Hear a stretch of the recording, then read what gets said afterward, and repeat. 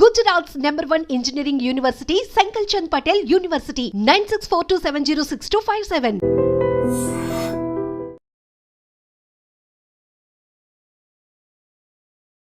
Hi hello నమస్తే, welcome back to Dream Media. ఈ రోజు మనతో ఉన్నారు విశ్వేశ్వర రెడ్డి గారు. ముఖ్యంగా యుఎస్ లో ఉన్న సిచ్యువేషన్స్ గురించి, అక్కడ అప్డేట్స్ గురించి ఒకసారి సార్ అడిగి తెలుసుకుందాం. సార్ అందరికి సుపరిచితులే, సో అక్కడ విషయాలు ఒకసారి తెలుసుకుందాం. నమస్కారం విశ్వేశ్వర రెడ్డి గారు.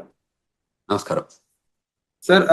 లేటెస్ట్ అమెరికన్ అప్డేట్స్ చూసుకున్నట్లయితే ఫస్ట్ థింగ్, ఎవరైతే డిపెండబుల్ వీసా మీద అక్కడ ఉంటూ ఉంటారో, ఎవరైతే గ్రీన్ కార్డ్స్ మీద వెళ్ళి అక్కడ ఉన్న వాళ్ళు స్పౌస్ అయి ఉండొచ్చు, పేరెంట్స్ అయి ఉండొచ్చు, వాళ్ళు ఎయిర్పోర్ట్స్ లో ఉన్న టైంలో సెలవులకి ఇక్కడ నుంచి వచ్చి అక్కడికి వెళ్తున్న టైంలో అయి ఉండొచ్చు, వాళ్ళ పాస్పోర్ట్స్ చేతికి ఇచ్చేయమని అక్కడ అధికారులు చెప్తున్నట్టు కొన్ని వార్తలు వస్తున్నాయి. Is it true? ఒకవేళ నిజంగా అక్కడ ఇలా ఇమ్మని అడిగినట్లయితే ఎయిర్పోర్ట్ లో ఏం చేయాలంటారు? ఎక్కడ ఎయిర్పోర్ట్ అంటున్నారు? హైదరాబాద్ ఎయిర్పోర్ట్, అమెరికన్ ఎయిర్పోర్ట్ అంటారు? అమెరికన్ ఎయిర్పోర్ట్ లో తిరిగి వెళ్ళినప్పుడు. మళ్ళీ you can rephrase the question. So ఎవరైతే డిపెండబుల్ వీసా మీద అమెరికాలో ఉంటున్నారో, గ్రీన్ కార్డ్ హోల్డర్, వాళ్ళ స్పౌస్ అయి ఉండొచ్చు, అంటే వాళ్ళ భార్య అయి ఉండొచ్చు, అంటే వాళ్ళ పేరెంట్స్ అయి ఉండొచ్చు, వాళ్ళు ఇండియాకి సెలవుల కోసం వస్తున్నా, వేరే వర్క్ మీద వస్తున్నా సరే, వాళ్ళు అక్కడ ఫ్లైట్ ఎక్కే ముందు అక్కడ ఎయిర్పోర్ట్లోకి ఎంటర్ అయినప్పుడు వాళ్ళ పాస్పోర్ట్స్ తీసుకొని వాళ్ళని హోల్డ్లో పెట్టడం, వాళ్ళకి కొన్ని ఆంక్షలు విధించడం జరుగుతున్నాయి అని చెప్పేసి వార్తలు వస్తున్నాయి. Is it true? లేదు లేదు, కరెక్ట్ కాదు. అంటే రిటర్న్ లో ఇండియాకి వస్తున్నప్పుడు కదా ఇది. ఇండియాకి వచ్చేటప్పుడు ఏం అడగరు. ఇండియాకి వచ్చేటప్పుడు అది బికాజ్ అది హోమ్ కంట్రీ డిపార్చర్ కిందకి వస్తుంది. సో ఇండియన్ పాస్పోర్ట్ హోల్డర్స్ ఇండియాకి వెళ్ళాలనుకున్నప్పుడు ఎప్పుడైనా వెళ్ళొచ్చు. అక్కడ అమెరికాకి జీరో ఆబ్జెక్షన్ ఉంటుంది. అప్పుడు ఇండియా లోపలికి రావటప్పుడు ఇండియా వెరిఫై చేసుకుంటుంది వీళ్ళకి ప్రాపర్ పాస్పోర్ట్ ఉందా లేదా, వీళ్ళకి ప్రాపర్ ఇండియాకి వచ్చే ఎలిజిబిలిటీ డాక్యుమెంట్స్ ఉన్నాయి. అంటే ఎప్పుడైనా ఇమిగ్రేషన్ లాలో ఎలా ఉంటుందంటే, ఎవరు ఏ కంట్రీకి వెళ్తున్నారో ఆ కంట్రీ డాక్యుమెంట్స్ చూస్తారు తప్ప హోమ్ కంట్రీకి, అంటే where we born, birth place లో ఉన్న మనకి ఏదైతే పాస్పోర్ట్ ఉంటుందో వాళ్ళు ఎప్పుడు కూడా హోమ్ కంట్రీ వెరిఫికేషన్ ఉండదు. ఓకే. ఇన్ కేస్ ఇండియా నుంచి అమెరికా వస్తున్నప్పుడు అమెరికాలో అక్కడ దిగుతారు కదా, అప్పుడు పరిస్థితి ఏంటి? అప్పుడు ఏంటంటే, అప్పుడు అమెరికా అంటే అసలు యాక్చువల్ గా ఇండియాలో హైదరాబాద్ లోనే ఎయిర్పోర్ట్ లో మనం టికెట్ తీసుకునే ముందు ఏం చేస్తుంటారంటే, వాళ్ళు టిపికల్ గా మనకి ఎందుకు వెళ్తున్నారు అడుగుతారు. అంటే నేను వర్క్ చేస్తున్నాను అనుకోండి, వర్క్ వీసా చూపించమంటారు. నేను ఆమె పర్మనెంట్ రెసిడెంట్ అంటే గ్రీన్ కార్డ్ చూపించమంటారు. ఆమె సిటిజన్ అంటే వాళ్ళు యుఎస్ పాస్పోర్ట్ అడుగుతారు. అంటే టిపికల్ గా మనకి బోర్డింగ్ పాస్ ఇచ్చే ముందే ఈ 3 వెరిఫికేషన్ చేసుకుంటారు వాళ్ళు. అంటే whether you are rightfully you are going to that foreign land అని వెరిఫై చేసుకున్నాకే మనకు బోర్డింగ్ పాస్లు ఇస్తారు. Otherwise they don't issue the boarding passes. అంటే ఇక్కడ ఇంకొక విషయం నేను అబ్జర్వ్ చేస్తుంది, అంటే నేను అక్కడ వచ్చిన వార్తలు చదివినప్పుడు కొన్ని వెబ్సైట్స్ లో అవి వాళ్ళ భర్తకి ఎంతకాలంగా వాళ్ళు దూరంగా ఉన్నారు, ఇమీడియట్ గా పెళ్లి అయితే ఎంతకాలం దూరం ఉన్నారు, వాళ్ళ మధ్యలో బాండింగ్ ఎలా ఉంది, ఇవి కూడా చెక్ చేస్తున్నారని, అవి గాసిప్స్ కింద చూడాలి లేదా ఇందులో కూడా నిజంగా? అంటే ఇందులో 2 types of we can look at it. అంటే కేస్ టు కేస్ వ్యారీ అవుతుంది. వాళ్ళ దగ్గర ఏంటంటే, ఎప్పుడైతే పోర్ట్ ఆఫ్ ఎంట్రీలో మన దగ్గర బోర్డింగ్ పాస్ తీసుకున్నాక వాళ్ళకి ఏం చేస్తారంటే, మన ఇమిగ్రేషన్ అయ్యాక మన ఫ్లైట్ అంటే ఏ రూపకంగా వస్తుంది అమెరికాకి అనేది, whether it's coming from Dubai, Qatar, what ever country, London ఎక్కడి నుంచి వస్తుందో, వచ్చే ముందు ఏం చేస్తారంటే, వన్స్ ద పొజిషన్ క్లోజ్డ్ అయిన తర్వాత ఈ డేటా అంతా యుఎస్ పంపిస్తారు. యుఎస్ పంపించాక ఆ డేటా అంతా వాళ్ళకి బ్యాక్గ్రౌండ్ చెక్ ఎఫ్బిఐకి వెళ్ళిపోయి మళ్ళీ వీళ్ళ దగ్గరకు వస్తుంది, ఏది సిబిపి ఆఫీస్కి వస్తుంది. వచ్చిన దగ్గర వెరిఫై చేసుకుంటారు వీళ్ళు ఎక్కడి నుంచి వస్తున్నారు, వీళ్ళ బ్యాక్గ్రౌండ్ ఏంటి, వీళ్ళది ఎనీ ఇష్యూస్ ఉన్నాయా, అంటే ఇమిగ్రేషన్ ఇష్యూస్ ఉన్నాయా. In case if there is an immigration issues, వాళ్ళు ఏం చేస్తారంటే పిలిచి అక్కడ పోర్ట్ ఆఫ్ ఎంట్రీలోనే జనరల్ ఇన్స్పెక్షన్ చేయొచ్చు, రిగరస్ ఇన్స్పెక్షన్ చేయొచ్చు, సెకండరీ ఇన్స్పెక్షన్ చేయొచ్చు. సో ఈ 3 టైప్స్ ఆఫ్ ఇన్స్పెక్షన్ జరుగుతాయి. జనరల్ ఇన్స్పెక్షన్ అంటే వాళ్ళకి తెలిసిపోతుంది, అంటే గ్రీన్, ఎల్లో, రెడ్ ఛానల్ లాగా మనం ఇక్కడ పోర్ట్ ఆఫ్ ఎంట్రీలో ఉంటాయి చూడండి, అట్లా కస్టమ్స్ లలో green, red, yellow channel type. ఇది కూడా టిపికల్ గా ఎలా ఉంటుందంటే, వాళ్ళకి if they have background, very good background ఉంటే లోపలికి స్మూత్ గానే అడుగుతారు, కపుల్ ఆఫ్ క్వశ్చన్స్ అడిగి రాణిస్తారు. లేదు ఇంకా వాళ్ళకి డౌట్ ఉంటే ఒక 10 క్వశ్చన్స్ అడుగుతారు. ఇంకా బాగా డౌట్ ఉంటే ఏం చేస్తారంటే, వాళ్ళ ఫోల్డరు, ప్యాకెట్, పాస్పోర్ట్ అన్ని తీసుకొని సెకండరీ ఇన్స్పెక్షన్ అని ఒక పక్క రూమ్ తీసుకెళ్తారు. అక్కడ తీసుకెళ్లి ఒక 4-5 అవర్స్ కూర్చోబెట్టి ఆ 4-5 అవర్స్ లోపల ఏం చేస్తారంటే, వాళ్ళ పాస్పోర్టు, వాళ్ళ ఫోను, వాళ్ళ కంప్యూటరు, వాళ్ళ అన్ని తీసుకొని కూర్చోబెట్టి ఈ 4-5 అవర్స్ లోపల, అంటే వాట్ ఎవర్ ద స్టిపులేటెడ్ టైంలో వీళ్ళు ఏం చేస్తారంటే వాళ్ళ బ్యాక్గ్రౌండ్ చెక్ చేస్తారు. కంట్రీలో ఎప్పటి నుంచి వచ్చారు, ఎప్పుడు ఉన్నారు, ఇది మొదటిసారి వచ్చిందా లేకపోతే ఎన్నిసార్లు ఉన్న దానిలో ఇప్పుడు H1B మీద ఉంటే ఎవరు ఏ ఎంప్లాయర్ దగ్గర పనిచేస్తున్నాడు, ఎంప్లాయర్ దగ్గర అసలు జాబ్ ఉందా లేదా, అంటే టిపికల్ గా దే వెరిఫై ఎవ్రీథింగ్. ఒకవేళ ప్రయర్లీ ఏదైనా ఉంటే ఈయనకి ఏదైనా స్పీడింగ్ టికెట్లు ఉన్నాయా, లేకపోతే ఇంకేదైనా క్రిమినల్ రికార్డ్ ఉందా, you know what I'm talking, and everything they will verify. అక్కడ ఏదైనా వయలేషన్స్ ఉన్నాయని గమనిస్తే ఆ సెకండరీ ఇన్స్పెక్షన్ లో గుర్తుపడితే ఏం చేస్తారంటే వాళ్ళని మళ్ళీ ఇంటర్వ్యూ ప్రాసెస్ లో తీసుకెళ్తారు. తీసుకెళ్లి ఆ ఇంటర్వ్యూలో ఒకవేళ వాళ్ళు వయలేట్ చేసిన ఏమైనా ఉంటే ప్రజెంట్ చేస్తారు.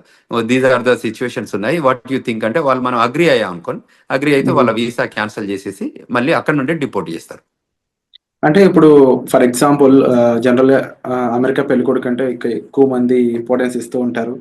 ఆ రకంగా ఎప్పుడైనా వాళ్ళ అమ్మాయిని తిరిగి అక్కడ పంపినప్పుడు డిపెండబుల్ వీసా మీద అమ్మాయి వెళ్తుంది కాబట్టి కరెక్ట్, H4 వీసా మీద వస్తారు. కానీ ఆ అమ్మాయి బాగా చదువుకున్న అమ్మాయి అనుకోవచ్చు, ఎంటెక్ పర్సన్ అయి ఉండొచ్చు. ఇన్ కేస్ ఆవిడ నేను ఇక్కడ కూడా జాబ్ చేస్తాను ఏమన్నా పొరపాటు అక్కడ రివీల్ చేసి ఉంటే అప్పుడు సిచ్యువేషన్ ఎలా ఉంటుంది? ఆ పాసిబిలిటీ, అదే ఆ ఇంటర్వ్యూయింగ్ ప్రాసెస్ అని ఇంతకుముందు చెప్పాను కదా. సో యూజువల్ గా మనం ఏం చేస్తామో H4 మీద ఉంటే తక్కువ క్వశ్చన్స్ అడుగుతారు, ఎందుకంటే they are not primary. In case వాళ్ళకి బాగా డౌట్ వస్తే వాళ్ళు అడగొచ్చు, అడిగితే ఆ పొటెన్షియల్ థింకింగ్ ఉంటే అప్పుడు ఆలోచిస్తారు. కానీ మెజారిటీ 98% పెద్ద ఇష్యూస్ ఏమి ఉండవు దానికి. ఎందుకంటే H1 వాళ్ళని బాగా వెరిఫై చేస్తారు, గ్రిల్ చేస్తారు, make sure that they have a job or not అని వెరిఫై చేసుకుంటారు. అంటే H1 వాళ్ళు ఎలాంటి జాగ్రత్తలు తీసుకోవాలంటారు అక్కడ ఇంటర్వ్యూ కానీ అక్కడ క్వశ్చన్ చేసినప్పుడు? తప్పకుండా వాళ్ళు H1B హోల్డర్ అసలు ఫస్ట్ ఆఫ్ ఆల్ మేము ఇండియాకి వెళ్ళొద్దనే సజెషన్ చేస్తున్నాం ఈ టైంలో పర్టికులర్ గా. ఇన్ కేసు వాళ్ళు ఇండియాకి వెళ్ళాల్సి వచ్చి ఎమర్జెన్సీ సిచ్యువేషన్ వెళ్ళాల్సి వస్తే వచ్చే ముందు మీరు ఏదైతే ఎంప్లాయర్ దగ్గర పని చేయబోతున్నారో ఆ ఎంప్లాయర్ దగ్గర నుంచి ఒక క్లయింట్ లెటర్ కానీ, మీ ఎంప్లాయ్మెంట్ లెటర్ కానీ, మోస్ట్ రీసెంట్ పే స్టెప్స్ కానీ, లాస్ట్ W2s కానివ్వండి, ఇవి మీరు ఒక ఫోల్డర్లో పెట్టుకోండి. వాళ్ళు వచ్చి అడిగినప్పుడు మీరు ఫేర్ గా చూపించేటట్టు, అంటే పాస్ట్ 2-3 ఏళ్ళ నుంచి ఆ కంపెనీతో పనిచేసి ఉంటే వాళ్ళ కంపెనీ W2s కానివ్వండి, మోస్ట్ రీసెంట్ గా మనం ఇయర్ లో పే స్టబ్స్ ఉంటాయి, ఎవ్రీ మంత్ కానీ 15 days కానీ పే స్టబ్స్ ఉంటాయి, అవి హోల్డ్ చేయడం కానీ, తర్వాత ట్యాక్స్ రిటర్న్స్ కానీ ఏవైతే ఉంటాయో అది కూడా, తర్వాత ఏదైతే క్లయింట్ లొకేషన్ లో పనిచేస్తున్నారో వాళ్ళ బ్యాడ్జ్ ఉంటుంది, ఆ కంపెనీ బ్యాడ్జ్ ఉంటుంది కదా, ఆ బ్యాడ్జింగ్ కూడా పెట్టుకొని ఉంటే జాగ్రత్తలు ఉంటే వాళ్ళు ఏ క్వశ్చన్స్ అడిగినా మనం 1 by 1 మనం ప్రజెంట్ చేయగలిగితే ఏమవుతుంది అంటే వాళ్ళకి కూడా కాన్ఫిడెన్స్ వస్తుంది. దిస్ గైజ్ వర్క్ ప్లేస్ లో ఉంది, ఈయనకి పర్మనెంట్ ఎంప్లాయ్మెంట్ ఉంది అక్కడ, సో అంచేత మనం ఆయనని వెల్కమ్ చెప్పాలి అన్నట్టు ఉంటుంది. వాళ్ళు వెరిఫై చేసుకొని అవన్నీ వ్యాలిడిటీ ఉంటే తప్పకుండా వాళ్ళు వెల్కమ్ చెప్తారు, అండ్ విత్ గుడ్ మూమెంట్స్ తో వెల్కమ్ చెప్తారు. అండ్ సార్ ఎలాంటి సినారియోలో అయినా ఇన్ కేస్ అక్కడ ఆఫీసర్స్ అంటే ఇక్కడ పర్సన్ ని పాస్పోర్ట్ హ్యాండ్ ఓవర్ చేయమనే సిచ్యువేషన్ వస్తుందంటారా? ఎలాంటి సిచ్యువేషన్ లో రావచ్చు వస్తే?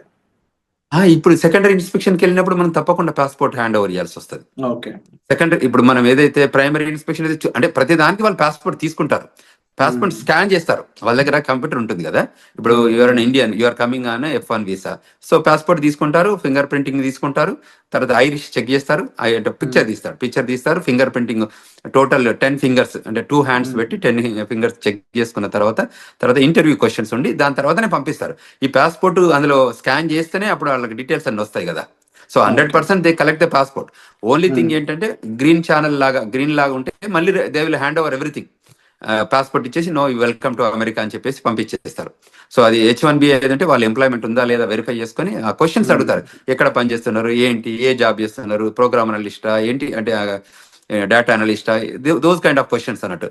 సో క్లయింట్ లొకేషన్ లో జాబ్ ఉందా వెరిఫై చేసుకొని, మీ ఎంప్లాయర్ తో టచ్ లో ఉన్నావా, అంటే దీస్ ఆర్ ద కొన్ని కామన్ మినిమం క్వశ్చన్స్ ఉంటాయి కదా. ఆ మినిమం క్వశ్చన్స్ అడిగాక మళ్ళీ దే హ్యాండ్ ఓవర్, లోపలికి వెళ్ళాక ఫస్ట్ పాస్పోర్ట్ తీసుకొని క్వశ్చన్స్ అడిగాక మళ్ళీ పాస్పోర్ట్ హ్యాండ్ ఓవర్ చేస్తారు. సో పాస్పోర్ట్ తీసుకోవడం అనేది ఒక కామన్ ప్రాక్టీస్.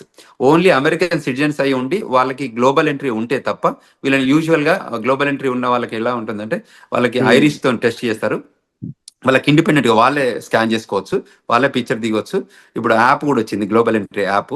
సో అందులోనే వాళ్ళు ఫోటోలు తీసుకొని సబ్మిట్ చేస్తారు, ఆఫీసర్ సిబిపి ఆఫీసర్ వెరిఫై చేసుకొని ఎవ్రీథింగ్ గుడ్ ఉందంటే వాళ్ళు ఈవెన్ పాస్పోర్ట్ కూడా అడగరు, యూ కెన్ గో అని చెప్పేస్తారు. ఎందుకంటే వాళ్ళకి బ్యాక్గ్రౌండ్ చెక్లు, వ్యాలిడేషన్ అంతా జరుగుతుంది కాబట్టి. అండ్ అలాగే ఇంకా లేటెస్ట్ అప్డేట్ ఇంకోటి చూసుకున్నట్లయితే సెంట్రల్ యూనివర్సిటీ ఆఫ్ మిచిగన్ లో ఒక చైనీస్ స్టూడెంట్ తను సోషల్ మీడియాలో కొంచెం యాక్టివ్గా ఉండడం, అది కూడా అమెరికాకి ఆపోజిట్ గా తను చేసిన రెస్పాన్స్ అనేది తను డిపార్ట్ చేసే విధంగా మారింది. ఇప్పుడు జస్ట్ 6 months స్టడీ లెఫ్ట్ ఉందంట తనకి. 2016లో తను వెళ్ళాడంట స్టడీస్ కోసం. అలాంటి సిచ్యువేషన్స్ లో ముఖ్యంగా సోషల్ మీడియాలో మనం అంటే రియాక్ట్ అయ్యే విధానం కానీ, ఆఖరికి ఒక పోస్ట్ యుఎస్కి ఆపోజిట్ గా ఉండే ఒక పోస్ట్ ని మనం లైక్ చేసినా కూడా అది మన మీద కాస్త తీవ్ర ప్రభావం చూపిస్తుందని చెప్పేసి వస్తున్నాయి వార్తలు. ఈ పరంగా ఇండియన్ స్టూడెంట్స్ కూడా ఎఫెక్ట్ అయ్యే ఛాన్స్ ఉందా? అసలు అక్కడ స్టూడెంట్స్ ఎలాంటి జాగ్రత్తలు తీసుకోవాలంటారు? Correct, very good question Virat. టిపికల్గా ఏంటంటే మనకు ఈ ఇక్కడ కంట్రీలో మనం non immigrant aliens, we are here for a short term, అంటే టర్మ్ బేస్డ్ వస్తున్నాం మనం ఈ కంట్రీలోకి. అది F1 అయితే 2 to 5 years, H1 అయితే 3 to 6 years, and permanent residence అయితే you have a residency requirement ఉంది కాబట్టి అది ఫాలో అయితే ఇస్తారు. సో ఎక్కడైతే నాన్ ఇమిగ్రెంట్ ఏలియన్స్ ఉంటారో వాళ్ళకి ఈ స్పెషల్గా ఈ రూల్స్ అని అప్లై అయ్యేది. ఎందుకంటే మనం కంట్రీ లాయాలిటీ చూపిస్తే తప్ప మనం కంట్రీ లోపలికి రానివ్వరు. సో కంట్రీకి అగనెస్ట్గా చేసే యాక్టివిటీస్ ఏదైనా సోషల్ మీడియా రూపకంగా కానీ వాళ్ళకి ఎక్కడైనా అబ్జర్వ్ చేసి ఉంటే వాళ్ళు వెరిఫై చేసుకుంటారు. వెరిఫై చేసుకొని క్వశ్చన్ చేస్తారు.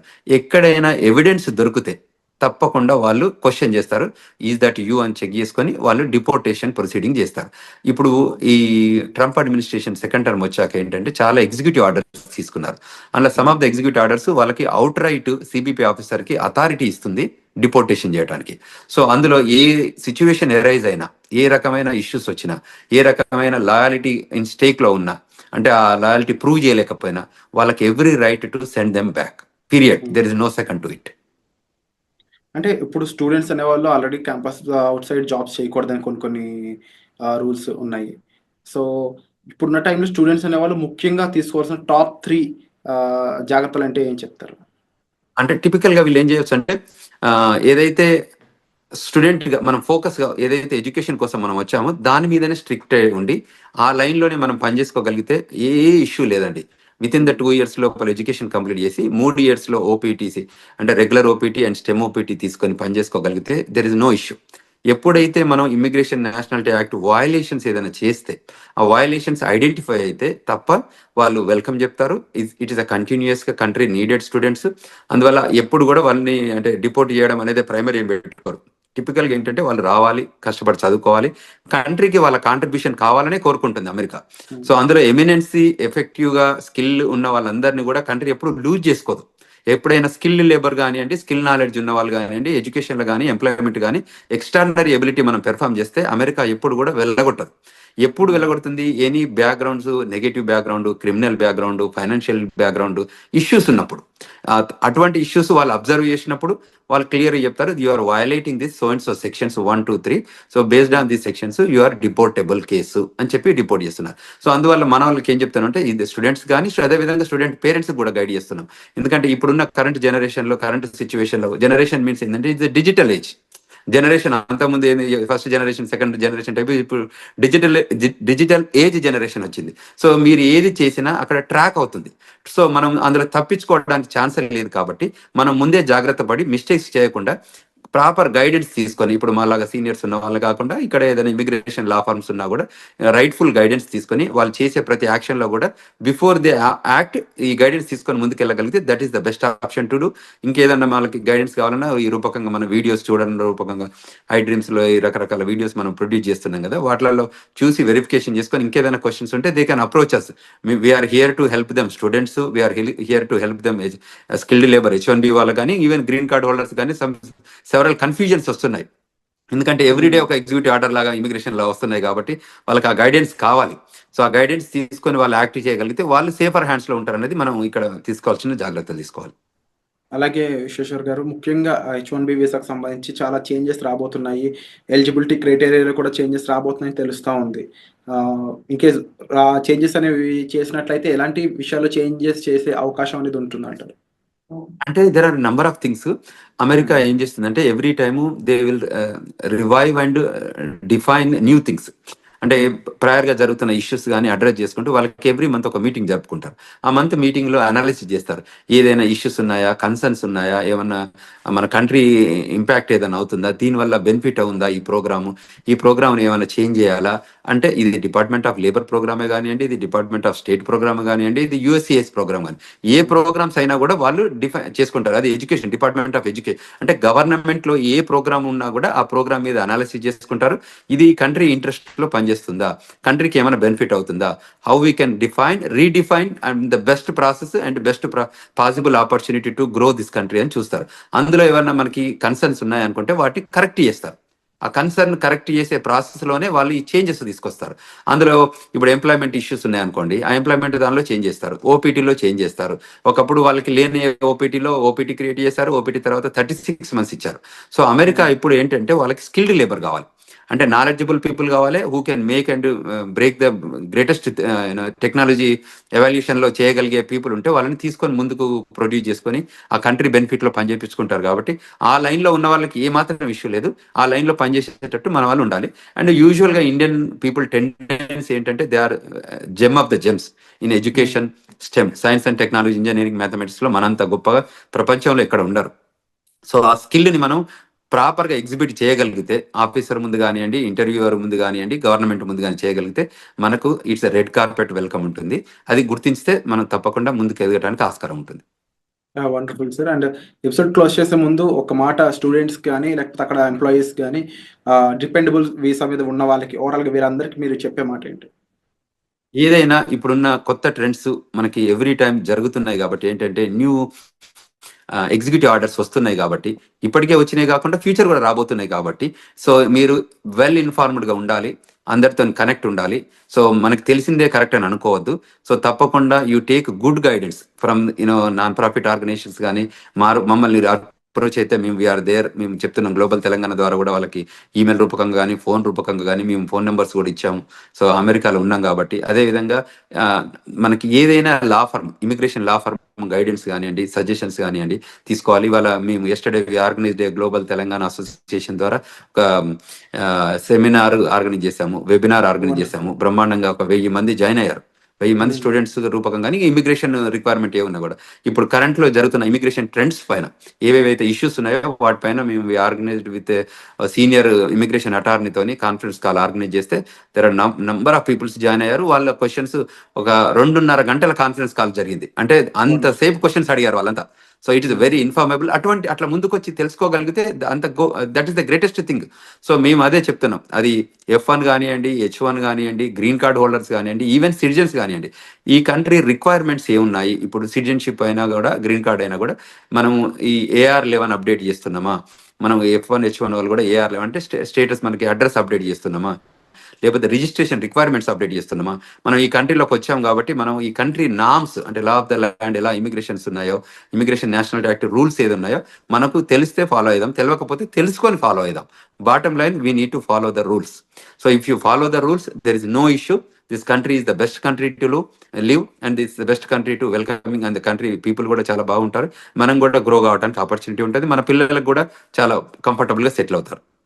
సో అక్కడ ఉన్న చదువుకున్న స్టూడెంట్స్ అయి ఉండొచ్చు, వర్క్ చేసే వాళ్ళు అయి ఉండొచ్చు, ఎవరు కూడా ఇన్సెక్యూరిటీస్ ఏం పెట్టుకోకుండా ప్రాపర్గా ప్రొఫెషనల్స్ని కలిసి మీ డౌట్స్ అనేవి సాల్వ్ చేసుకోగలిగినట్లయితే మీరు ఒక సేఫ్ అండ్ సెక్యూర్ లైఫ్ అక్కడ లీవ్ చేయొచ్చండి. దాంతోపాటుగా అంతగా మిమ్మల్ని ఇబ్బంది పెట్టే విషయం అయితే మాత్రం తప్పకుండా ఇమీడియట్లీ మీరు ఒక ప్రొఫెషనల్ కానీ, ఎంబసీ సైడ్ పీపుల్ కానీ, లేకపోతే అక్కడ లా ఫీమ్ సంబంధించిన పర్సన్స్ అయి ఉండొచ్చు, లేకపోతే మన విశ్వేశ్వరరావు గారు లాంటి ప్రొఫెషనల్స్ మీరు కలిసినట్లయితే కాస్త జాగ్రత్తలతో పాటుగా మీకు కాస్త గైడెన్స్ ఇచ్చే ఛాన్సెస్ అనేవి దొరుకుతాయి. సో తప్పకుండా మీరు తీసుకునే ఇనిషియేషన్స్ అనేవి చాలా గ్రేట్ విశ్వేశ్వర్ గారు. తప్పకుండా మీరు కండక్ట్ చేసే వెబినార్స్ అయి ఉండొచ్చు, లేకపోతే ఇలా ఇంటర్వ్యూస్ రూపంలో అయి ఉండొచ్చు, చాలా ఇన్ఫర్మేషన్ని చాలా మందికి అందిస్తూ ఉన్నారు. So we are thankful and thank you so much for great information.